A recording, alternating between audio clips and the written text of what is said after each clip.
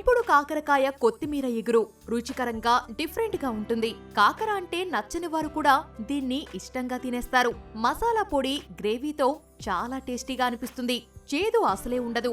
కాకరకాయ కొత్తిమీర ఇగురును ఎలా చేయాలో ఇక్కడ చూసేయండి.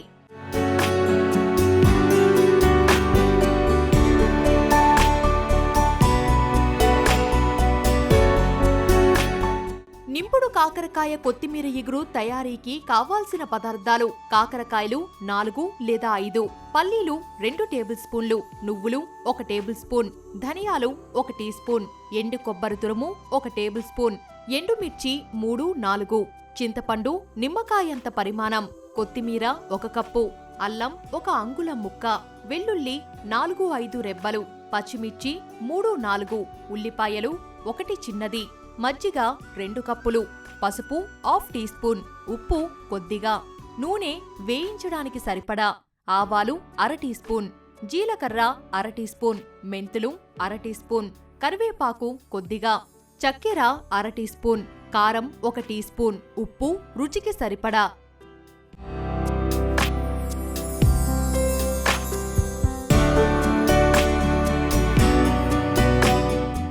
నింపుడు కాకరకాయ కొత్తిమీర ఇగురు తయారీ విధానం: ముందుగా స్టవ్ పై పాన్ పెట్టి పల్లీలు, చింతపండు, ధనియాలు, ఎండుమిర్చి, నువ్వులు, ఎండు కొబ్బరి తురుములను డ్రై రోస్ట్ చేసుకోవాలి. అన్నీ వేగిన తర్వాత మిక్సీ జార్లోకి వేసుకొని మసాలా పొడిలా బ్లెండ్ చేసుకోవాలి.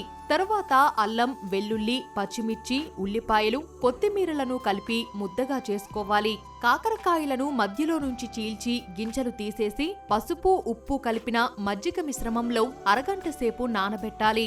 మజ్జిగ మిశ్రమంలో నానబెట్టిన కాకరకాయలను బయటికి తీసి ముందుగా తయారు చేసుకున్న మసాలా పొడిని వాటి మధ్యలో కూరాలి.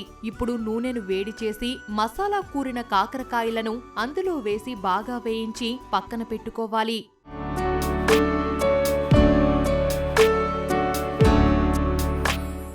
తర్వాత కడాయిలో నూనె వేసి నూనె వేడెక్కాక అందులో ఆవాలు, జీలకర్ర, మెంతులు, కరివేపాకు వేసి వేయించాలి.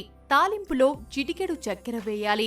వెంటనే కారం, ఉప్పు వేసి ఆ వెంటనే కొత్తిమీర, అల్లం ముద్దను కూడా వేసి బాగా వేయించాలి. ఈ గ్రేవీ మగ్గుతున్నప్పుడు ముందుగా వేయించుకున్న నింపుడు కాకరకాయలను అందులో వేసి కొద్దిగా నీళ్లు చిలకరించి 2-3 నిమిషాలు మగ్గనివ్వాలి. ఆ తర్వాత కొత్తిమీర చల్లుకుంటే నింపుడు కాకరకాయ కొత్తిమీర ఇగురు రెడీ.